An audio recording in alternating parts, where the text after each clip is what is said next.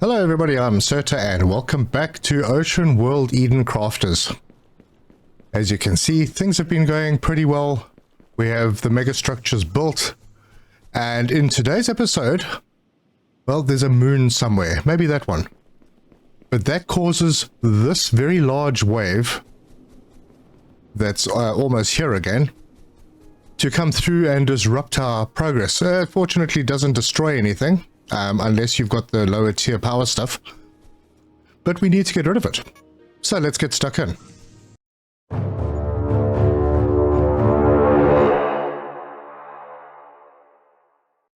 Alright, well, since the wave is on its way, we may as well get stuck into doing this rocket and see how it all works. There's obviously more to do because we've got to green this whole place up. And if you have a look at the map, the only area that I have greened up at the moment is this. Now, for the people that were asking where are the basalt deposits, yeah, you don't actually see them on the map. But this is the one that I've found, or that I'm using. It's in this area right over here.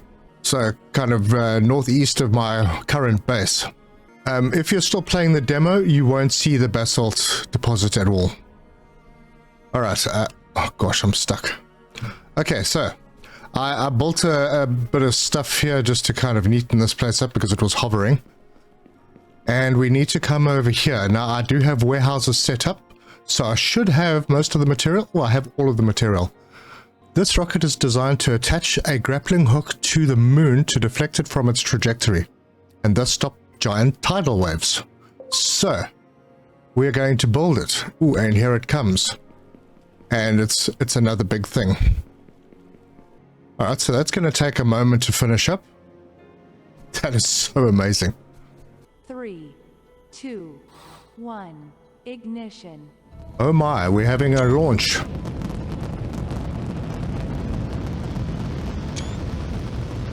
Alright, so the rocket automatically launches.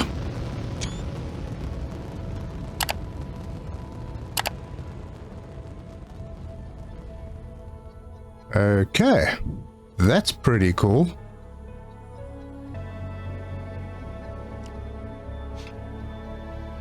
Well, I must say this is very, very cool. This game keeps impressing me. So which moon are we going to?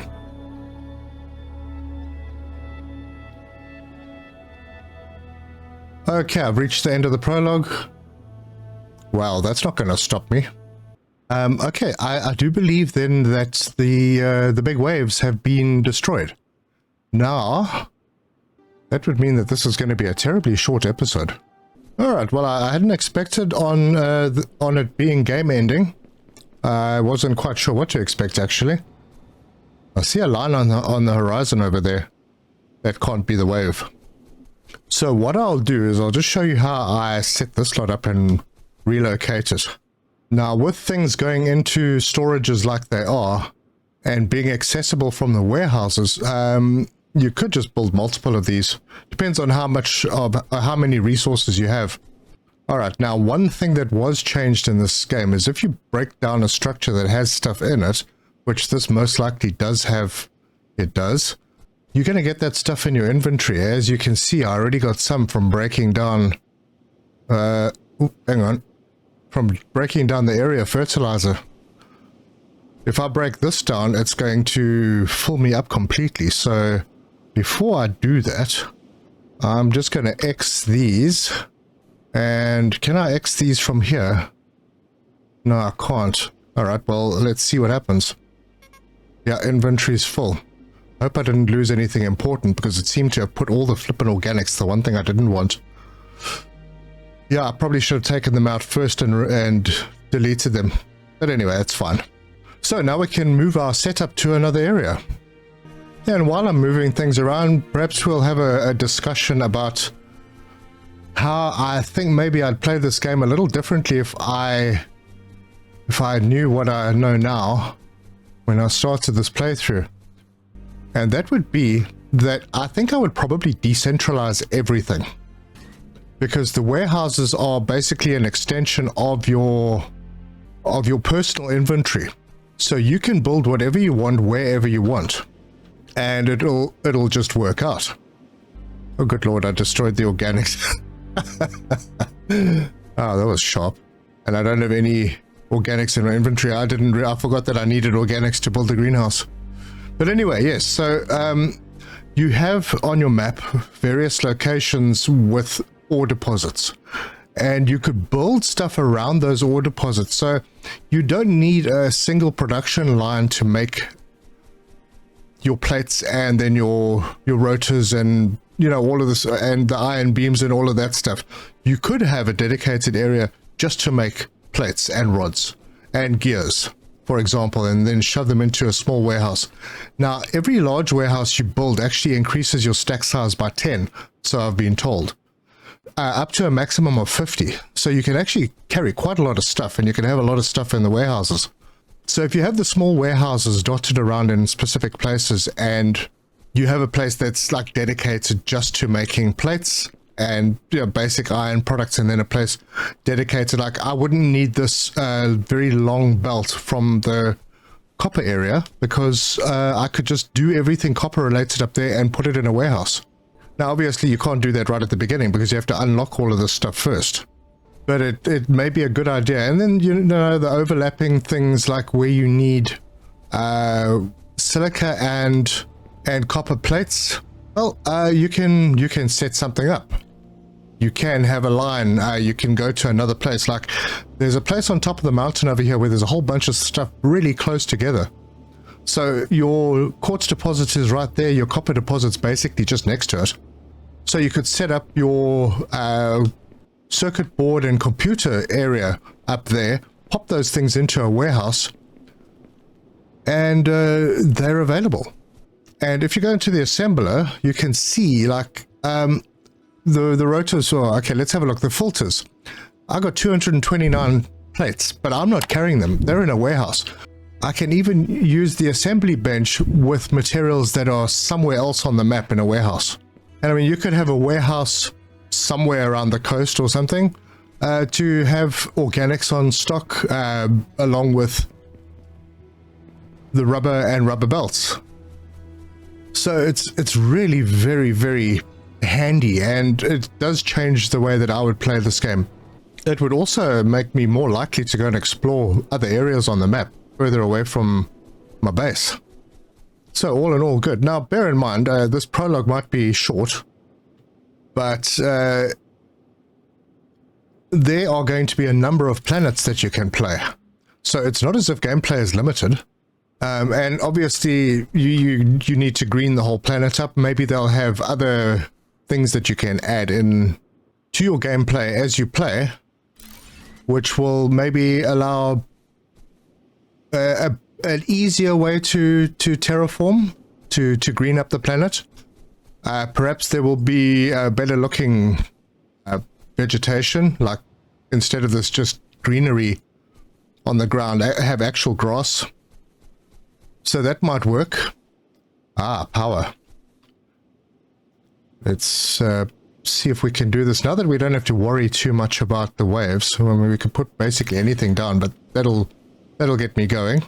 So we'll get this up to 100%, and then we'll move on to the next spot and just carry on going around the map.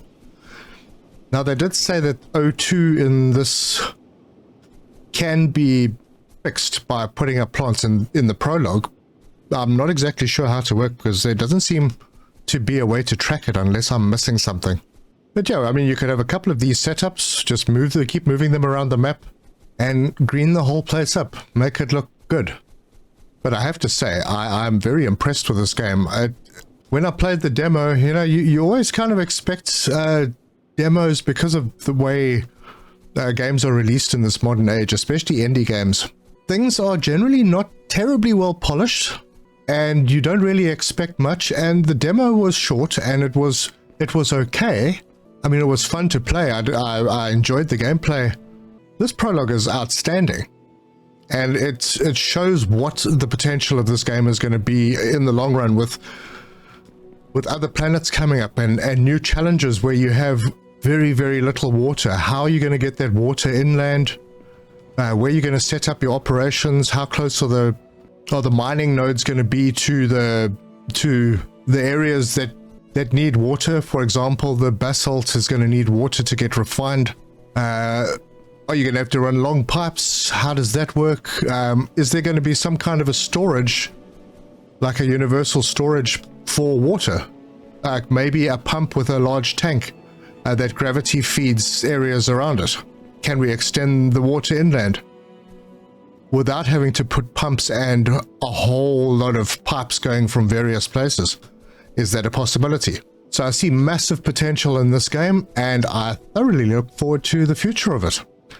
I am looking forward particularly to the early access release. I'm sure that there will be one, but it's not the end of this episode yet, because we can do stuff.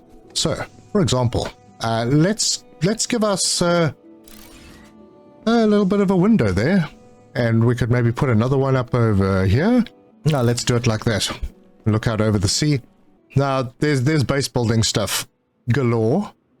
So as you can see, we've already got the beds, and if you didn't see them before, this is what they look like. So we have like a sleeping area, but we can also have a food area, and yeah, right next to the plant growers may not be a bad idea. I mean, it's not functional, but it's a nice little add-on. Let's put it over here. And there we have a little kitchen. So you can make your base look nice. And I mean, you don't need a massive base, and you can have these dotted around the map. The stuff that you put in them isn't very expensive. There are also internal walls. There are other walls. There are interior doors. So like if we wanted to put a door up over here, probably not the best thing. Oh, let's put one over here. So there we go. We walk in, and then this is more the private area. So you can fancy up your base quite a bit. We can even change this to a glass door, I think. Okay. Come on, close. There we go. That looks a bit fancier. And then from the outside, it looks pretty cool. When you attach something, it adds a little bit of a feature on the outside, so you don't have this completely flat surface like this. The electrical box did the same thing on the other side, and the bedroom did the same over here. So it gives it something a little bit extra. I understand that this is very much a quest-based game. The mechanics, obviously, like Planet Crafter, and with the belts, a little bit of Satisfactory. Obviously, the belts need a bit of work because they can be fiddly, but you know what? They are workable. I mean, as you can see, my belts look okay. I mean, they don't look absolutely terrible. I've tried to keep things lined up fairly well. The right angles. Okay, obviously here I just decided to shove the things into the warehouse. But this is not what my base would look like if I played through again. I wouldn't have all the production in one area anymore. And there would be a few of these large warehouses, some small warehouses dotted around in various places. And we have these big lights. So there's a lot in this game to get excited about, and I really appreciate all the support I've had on this playthrough, because yeah, the response has been pretty good. So I'm not the only one that feels this way about this game. So congrats to the dev. Well done indeed. And I look seriously forward to seeing what's going to be coming in the future. But this is a short one. We've played the prologue. I don't know, I might do another playthrough in a short while. I'll wait for an update or two to come out, and then I'll play it in a different way, now that I know what is available in the game. Thank you to my YouTube members. I appreciate your support. And thank you so much for watching, and for everyone that followed the series. I really appreciate your support. It's been great. Don't forget to like, subscribe, hit the bell icon, all of that good stuff. Share my videos if you feel the need. But thank you so much, and until next time, cheers.